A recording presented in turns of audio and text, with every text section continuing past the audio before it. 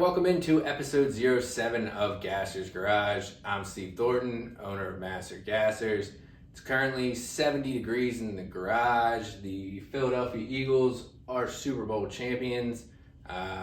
They whooped the Kansas City Chiefs' butts yesterday, and I think they were the best team all year and definitely deserved this Super Bowl. Happy for the city of Philadelphia, happy for the fans, and happy for that team.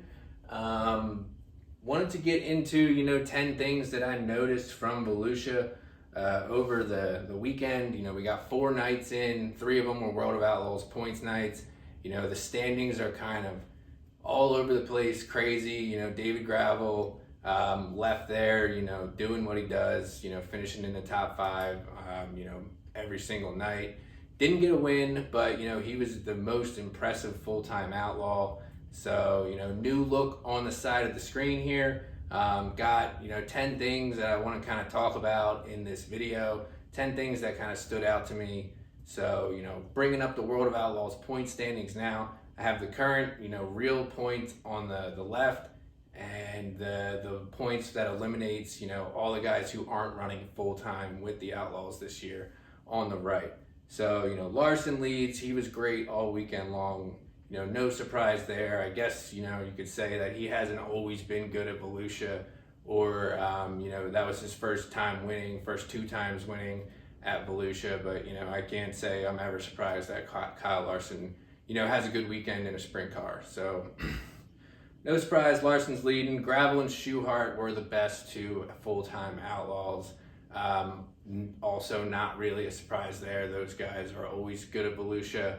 Even though Schuhart had a down year last year, he left Volusia in kind of a similar position that he did this year. He was definitely a lot better this year. You saw the speed in qualifying. He was in the dash a bunch. And I'm really excited about the 1S team because I predicted Schuhart to win 6 races this year in my last video, and, they looked really good. So, good out of the Shark Racing team.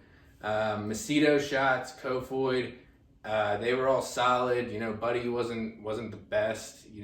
He had that incident where he jumped the cushion, flipped over.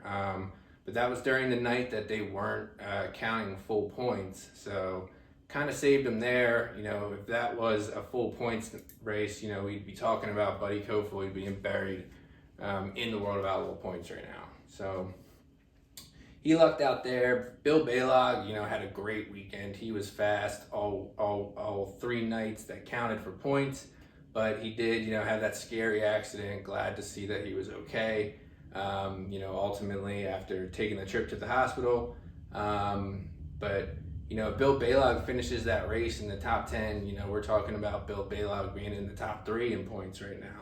So, very good weekend out of Balog. Sheldon wasn't the best, wasn't the worst. I was a little bit surprised they didn't have some more speed, but I kind of think, he had some bad luck. He got a flat tire the one night in the heat race. He had some bad pill draws there, which, a lot of guys were able to overcome some of these bad pill draws, but it kind of seemed like they struggled a little bit more than others. Not too concerned about that team, but I'm a little bit concerned about Gio Scelzi and the KCP team. They were off all weekend long, and I'm concerned about them because they got some new guys. Maybe, it's going to take them a little bit longer to get used to things, but my real concern is that, Gio Scelzi left the Dirt Car Nationals last year at Volusia, like 2nd in World of Outlaw points. He had 3 top 5s, 4 top 10s. He was right behind Gravel, 10, 20 points back on Gravel last year, leaving Volusia. And, this year he's buried. He's 102 points back on Gravel right now in the full-time only standings. So that's a little bit concerning because we saw that hurt Buddy Kofoid, we saw it hurt Carson Macedo last year. And, those guys, were behind the 8 ball all season long playing catch up to Gravel. After Volusia. So it's hard to put too much, concern after the first 4 nights, but I think, you can be a little bit concerned about Gio, and I'm sure those guys are going to be working hard before the next trip to Volusia. all the next guys, all the World of Outlaw rookies, and you know, what do you know here? They're all, you know, at the bottom of the standings. None of them really did much. Garrett Williamson, I would say, was the best, most consistent guy. He, you know, he was always in the A main, I want to say. I think he made the A all 4 nights, but ultimately, you know, he wasn't great in the A main, you know, finishing, you know, at the back of the pack, I want to say, every single night. You know, Skylar G, Chris Wyndham, Zach Hampton, they all had issues at some point. Cole Macedo lost a motor. You know, Hunter Schoenberg looked decent the one night, but really, you know, off for, you know, the other 3. I saw a lot of people, you know, saying they were concerned about Macedo and the 2C team. You know, those 360 races that Macedo ran the week prior, I think those were his first laps at Volusia. You know, this team, you know, was a 360 team last year. They didn't run a lot of 410 stuff. They also lost the motor. So, you know, I'm not surprised that Cole struggled. I'm not concerned about this team. I think when they come back to Volusia, you know, we'll see them be a little bit better. And I also think, you know, once they start venturing out to these other tracks, you'll see the 2C team do a lot better. So, not too concerned about any of the rookies there. You know, Wyndham was consistently average, I'd say. You know, you could tell that 7S, he was getting more comfortable in that thing as the week was going on. So, you know, I'm kind of excited to see what that team does. I think they could be sneaky good, but, you know, I'm still going with Cole Macedo, you know, despite being last out of all these guys, you know, to take this Rookie of the Year.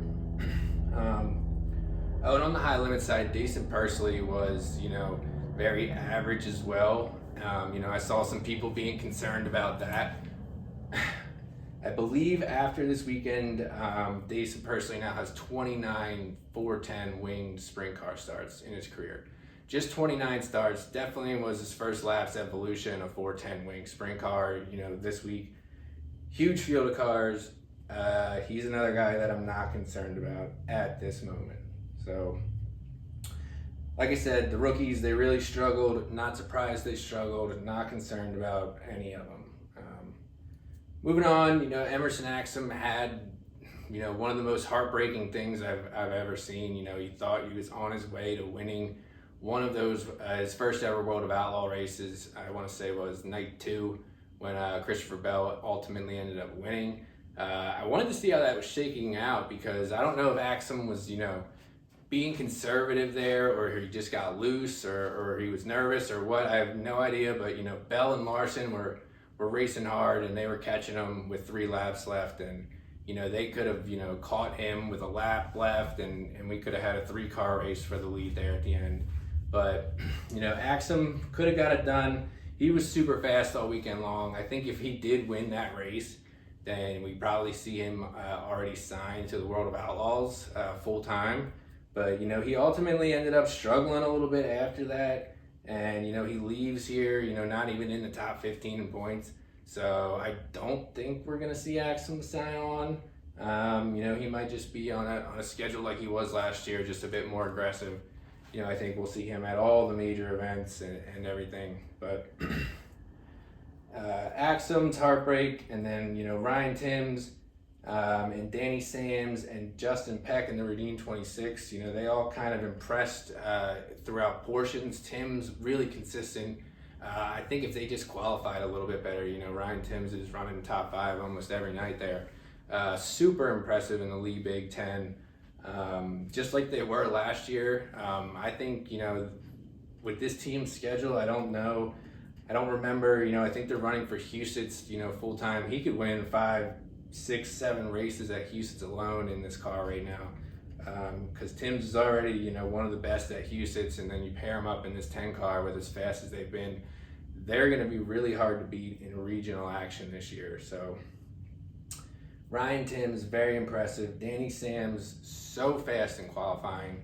I think we also saw him, you know, make great strides throughout the race.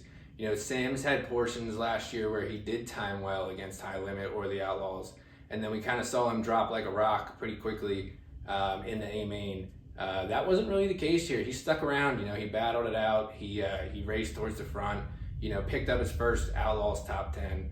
So, you know, really happy for Danny Sams. Glad he had a great, you know, opening to his 2025 season, because it's a big year for him. He's going out on the high limit tour. So good start for Danny Sams. Good start for Peck and Rudeen.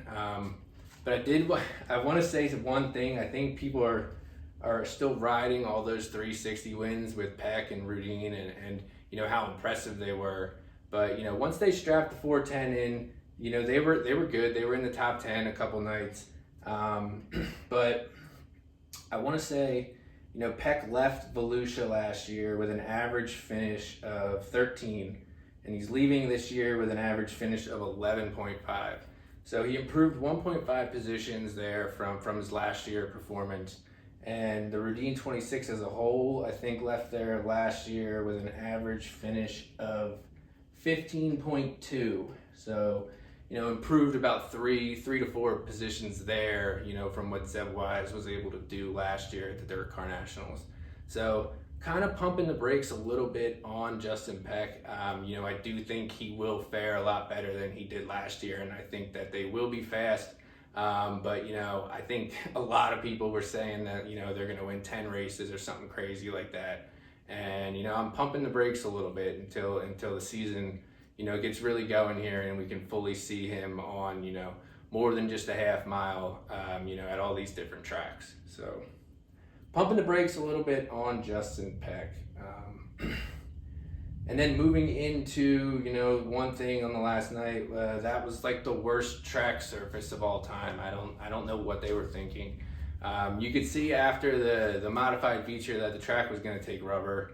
I'm no expert, but it was very clearly, you know, needed work, and I was shocked when they started reading the starting lineup and we were about to go racing.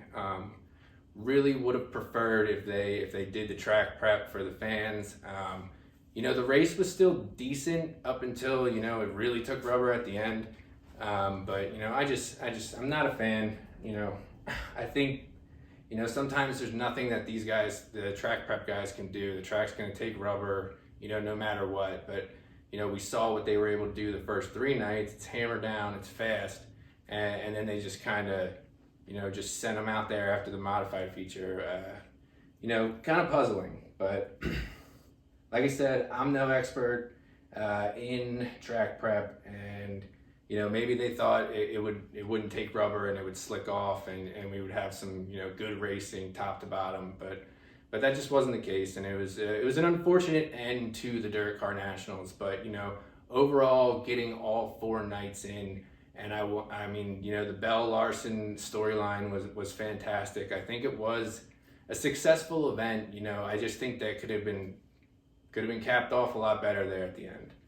So moving into the true outlaw ratings, I posted this yesterday on social media, on Facebook and Twitter. You know, I did this last year, you know, kind of changed up the scoring system a little bit this year. For all these guys who are not traveling with these series, I like to track, I think it's a good judgment to see how some of these guys are who were always like, oh, should so-and-so join a national tour? Or it's like, should Ryan Timms be on a national tour? And it's like, yeah, well, maybe he should, you know, because now he's leading the true outlaw standings after Volusia. You know, Brian Brown was good all weekend. Parker Price Miller really picked it up at the end. They got off to a slow start with Bernie, but, you know, he's always good in that 71 car. You know, we'll see how often they race together when PPM's not with the Forbrook 5 at Knoxville. Macri, I'm surprised. I thought Macri would do a lot better this year. You know, we did see him, you know, have some bad luck, have a couple issues. But the one night it just seemed like he wasn't, you know, maybe they missed a setup or something there, and he dropped back in the A. But Austin McCarl, another guy who was super solid. I believe he made the A main all 4 nights. It's hard to do for some of these teams. And then looking down the list, Bryce Lucius kind of stood out to me. He showed some speed in qualifying, showed glimpses of speed throughout the week. I think that team, you know, they're running a true outlaw schedule, pick and choose. I think they're an interesting team to keep an eye on in regional competition this year. And then looking ahead, you know, we take this weekend off, then we have the icebreaker at Lincoln, And we have 2 POWRi shows at the Texas Motor Speedway. That will be the POWRi season opener. That's on the 21st and the 22nd. The Icebreaker is on the 22nd and the 23rd. I believe the Icebreaker will be on Flow Racing, so we will have some sprint car racing to watch after the Daytona 500 next weekend. World of Outlaws do not return until 3/2 at Volusia for Bike Week again, and then High Limit starts their season in Las Vegas on 3/15. So you got to take one more week off, and then the season really starts to get going here with the POWRi stuff that will be streamed on start to finish, like all their races will all season long.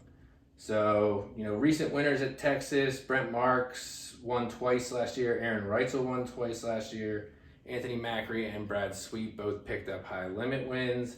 Last year at the Icebreaker, Troy Wagaman Jr. picked up that win, and Anthony Macri had 5 wins at Lincoln last season. So look for Macri to be strong at Lincoln, and not quite sure who's going to show up at Texas, but I wouldn't be surprised if they get a pretty good field down there, at the Texas Motor Speedway dirt track. So that's all I got for you guys today. Make sure you like the video, subscribe to the channel, completely free, helps me out, and I'll see you guys next time.